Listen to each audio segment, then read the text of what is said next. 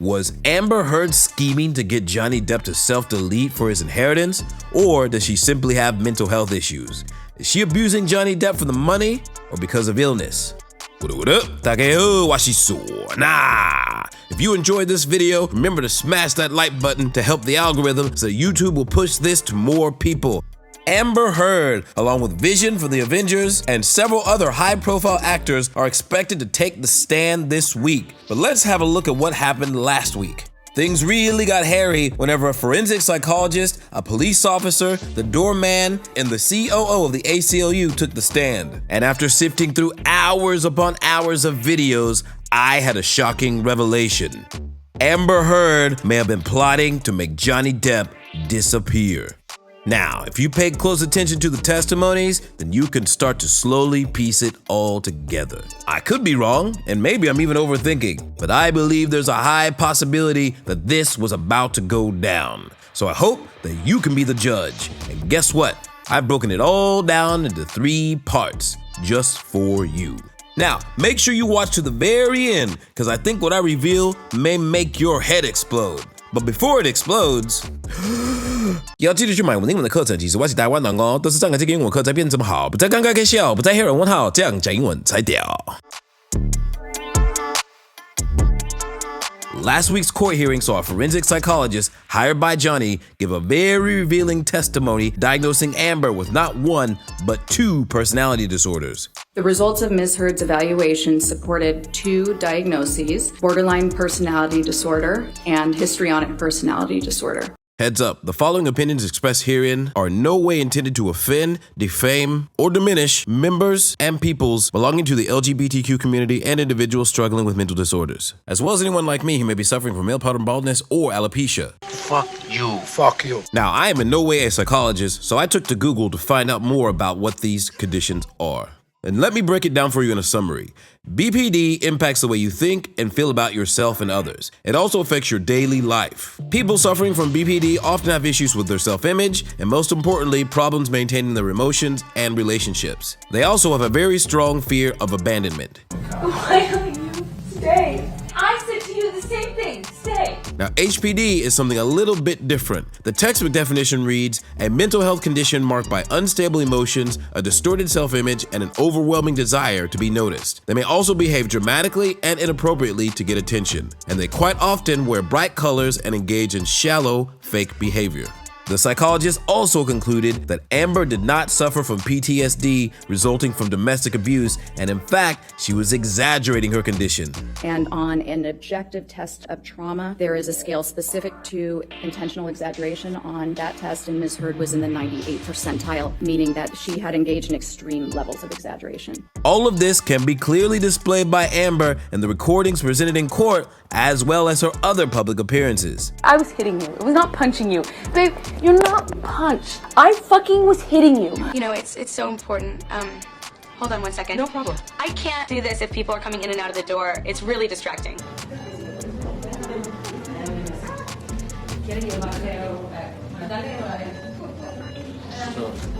So, she's irrational, lacks empathy, goes to the extreme to win, and shines her own spotlight at others' expense. But what makes this testimony so special? Well, although this is from the mouth of a psychologist, we cannot deny that she only spent half a day evaluating Amber, and that leaves room for inaccuracies and inconclusive results. But I think at least that we can agree that it's a pretty good starting point. So, we can summarize that Amber's HPD displays that she is extremely concerned about how people perceive her, and her BPD displays that she is willing to go to any length to achieve her goals. Now, what I'm about to suppose is just a theory, and after understanding Amber's personality, I believe that she may be faking her intimacy preferences, and here is why. There was a time when Amber was struggling with whether or not to publicly disclose her intimacy preferences. In an interview with Allure magazine, she discussed how there were very few female successful actresses that were out of the closet. Her friends even warned her about being open in Hollywood and pointed out how there was no romantic lead that was out. Everyone told me, you cannot do this. I had played opposite Nicolas Cage in one movie, and in another, I was playing opposite Johnny. And everyone said, you're throwing it all away. You can't do this to your career. And I said, I cannot do this any other way. Watch me. And when she was directly asked about how she identifies, she replied, I don't identify as anything. I am a person. I like who I like.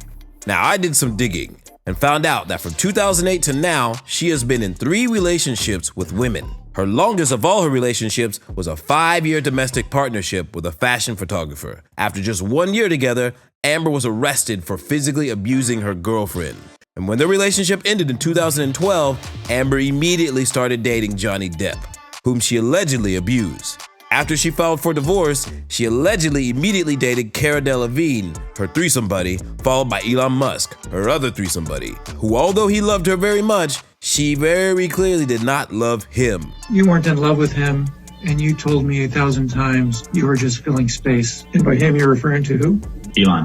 She immediately moved on from Iron Man to date another woman. So, given her dating history, her intimacy preferences, and her alleged suffering from abuse, what if, in order to secure her success in Hollywood, she faked it? Drama, my favorite. After marrying Johnny Depp, she gained the reputation that she wanted. Aquaman, Justice League, Magic Mike, all that came after they tied the knot. And when she got what she wanted, she had to get rid of him. And then she set forth her plan. And the alleged threesome with Iron Man, maybe that was just to elicit donations. What you talking about, Will? But more on this later. Maybe she needed another woman present to actually get through the alleged threesome with a South African otaku. So, back to her plan. Was she really planning to make Johnny self-delete? She'd already made a name for herself after all, and if she wanted to get rid of the straight guy, why not just divorce him? What could she possibly stand to gain from his deletion? Aside from dumping Depp due to her preferences, Amber also received a $7 million divorce settlement back in 2016. She publicly stated on multiple occasions, including in the British High Court, that she would donate all of her money to charity. $3.5 million to a children's hospital and $3.5 million to the ACLU. Immediately after this statement, the ACLU backed her as the ambassador for women's rights against gender violence. And at the peak of the Me Too movement and the Believe Women hashtag, Amber rose to superstardom. But in court last week, the COO of the ACLU revealed that out of $3.5 million, Amber only personally donated $350,000. So what happened to the rest of the money? Mr. Depp was making a $100,000 payment on behalf of Amber Heard towards her $3.5 million pledge. Yes, that gift from was in connection with the amounts that Amber had said that she wanted to contribute to the organization. Is it also your understanding that Elon Musk made the $500,000 payment towards Amber Heard's $3.5 million pledge? Yes. And although you didn't initially credit the $100,000 payment by Mr. Depp, you agree that that should have been credited towards Amber Heard's pledge as well, correct? Correct. Elon Musk made some other significant contributions, including $1 million and $5 million that were separate and apart from the $500,000, correct? Is that correct? Okay? What kind of shit is that? After 2018, Amber never donated a single penny again. And when the ACLU reached out to find out what happened, she said she was having, money troubles. The ACLU was hoping and expecting that the full $3.5 million would be paid to the ACLU. The fact that the pledge form wasn't signed, cast some potential doubt on that. Once Ms. Heard began having financial difficulties, we obviously recognized that might impact whether the full $3.5 million is paid. And oh yeah, the Children's Hospital only received a single donation of $1 million. So in total, Elon Musk donated $6.5 million on Amber's behalf. So I guess now we know what that threesome was for. Allegedly. You better be careful. So after I found this out, I did some digging. It turns out Amber was sued back in 2016 for $10 million. Accused by film producers of not fulfilling her contract. She changed the script without permission, refused to do voiceover work, and despite her being the star, she didn't even bother to show up to the film premiere. No, I didn't go to Toronto. I was filming my show. They claimed that this directly contributed to the box office failure of the film, and the case was settled out of court. That means she didn't have to pay the $10 million, but she most certainly had to pay something. Add in the fact that she recently had a child via surrogate, which can range from $150,000 to $500,000, and you're looking at a big hole in her bank account. But she was in all those DC films, right? Here's where it gets weird. She was paid $5 million for the first Aquaman and $10 million for the second. Add in that $7 million from the divorce settlement and all the other movie salaries, and she should be balling out of control, right? So I looked into it a bit further. Turns out Amber is currently only worth $2.5 million. Damn, girl, don't you save? Now, I know that a person's net worth doesn't equate to how much they save, and of course she's gotta pay agents and taxes and mortgages and blah, blah, blah, blah, blah. But based on everything I found, one thing is for sure. Ms. Heard began having financial difficulties. So as everybody knows, the biggest motivator for a person is sex and money, especially when you're lacking in both. So for me, these two factors are very logical motivations for her actions. And you know what else is logical? Clicking that like button helped the algorithm, son. And now, I'm going to show you the most evil of plans a person can make.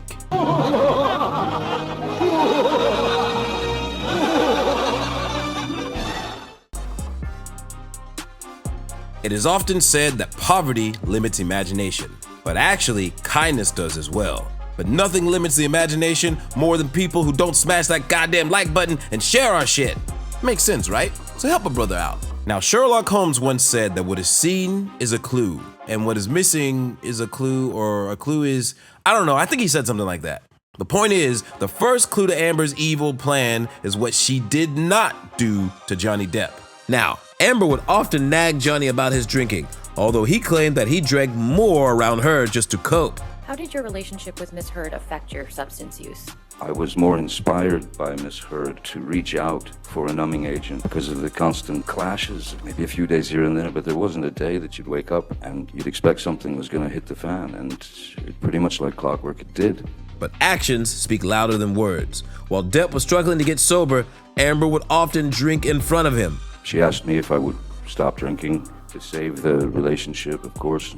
I stopped drinking. I always found it odd that in support of me not drinking, that she might stop drinking, but she did not. She continued. Ms. Heard could very easily drink 2 bottles of wine per night, not a problem. And during his trial at the High Court of London, he testified that while he was on a 2-week detox trip, Amber withheld his rehab medication. The effects of the withdrawals were really coming on, and I hate to have to admit this. That was the lowest I'd ever felt as a human being. When I was begging for the meds and I was sitting on the floor, tears streaming down my face, begging another human being to please give me the meds that will take this away, and she would not. So the only thing that one can do in that situation is you go straight to the shower and you put it on scalding water and you stand underneath the scalding shower. You know, your skin is burning from the heat of the water, and what that would do is it would trick the nerves away from the receptors, because now they had an immediate problem that needed to be dealt with. If Amber truly wanted to help the marriage and her husband, wouldn't she push him to go to rehab? And why in the world would she do things to impede his recovery? She must have known the intimate details of Johnny's childhood way before we did, but like I said, because once you've trusted somebody for a certain amount of years and you've told them all the secrets of your life, that information then of course can be used against you. Now, is it me, or does it sound like Johnny is revealing something much deeper? Maybe I'm overthinking, and it's possible Amber did urge Johnny Depp to go to rehab, but I didn't hear it. Or maybe we'll find out for sure whenever she testifies this week. So the first clue, based on what we know, is that Amber did not push Johnny to go to rehab. Actually, she jeopardized his recovery. But in spite of that, maybe you're not fully convinced. But the next 3 points that I'm about to make may very well change your mind. Now, the second clue to her evil plan is hidden on the secret recording that she made. Please don't cut yourself. Please don't. This might actually be a misdirection, because what you think is her attempt at recording him cutting his finger may actually be her showing his attempt at self-deletion. In English, when we talk about someone cutting themselves intentionally, our immediate thought goes to an attempt at self-deletion, or at minimum, harming your wrist or upper arm area. Don't do this to me. That phrase is something you say whenever someone is attempting to self-delete or has already been successful in doing so. Now, in the next video where Johnny is smashing cabinets and throwing a temper tantrum, it's pretty clear that Amber's tone is gentle and not really trying to antagonize or start a fight with him. What happened? You're right, I just woke up and you were so sweet and nice. We were not even fighting this morning. So this seems like a misdirection to Johnny's violent side. But what she actually wanted was to show Johnny spiraling out of control, emotionally unstable, and headed for self-destruction. So, go back and listen and watch again. Now do you see what I see? Now, the third and final clue to Amber's master plan. After Amber's alleged threesome, she hopped on an international flight to fight with Johnny Depp. First words out of her mouth were, "I'm not even in your will." I thought that was an odd thing to say, and that I was trying to trick her into essentially getting nothing if something were to happen. Even Johnny finds this shit weird. It's like Amber's waiting for something bad to happen. And keep in mind, at this point, they haven't been married even a year. Now, we don't know if Depp changed his will afterwards, but I'm guessing it's possible because what follows is Amber's attempt at a checkmate by sending Johnny on a path to self-destruct. And now I present to you Amber Heard's How to Delete a Guy in 9 Days and Take All His Shit. May 20th, 2016. Johnny's mother passes away, and Amber seizes the perfect opportunity for her plan to have maximum impact. Day 1, May 21st, 2016. Amber begins her plan by accusing Johnny Depp of domestic abuse. Day 2, May 22nd, 2016. Heard is caught on camera snuggling up to James Franco inside the elevator of Johnny's penthouse. Day 3, May 23rd, 2016. Amber files for divorce from Johnny Depp. Day 4, May 24, 2016. Through her lawyer, Amber writes an extortion letter to Johnny demanding access to her penthouses, a Range Rover, and a very sizable monthly allowance. Day 5, May 27, 2016. Amber files a restraining order against Johnny Depp. Half of this plan is now complete, with 5 days of consecutive surgical strikes against Johnny Depp.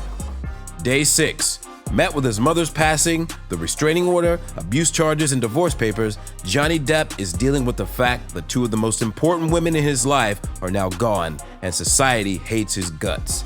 Grief-stricken, he has no time to defend himself in the press, and is compounded with the revelation that he has just been cucked.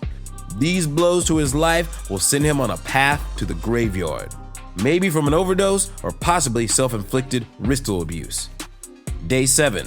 With the divorce being settled a year later, Johnny's estate, money, and assets will mostly be inherited by Amber Heard. Money problems solved.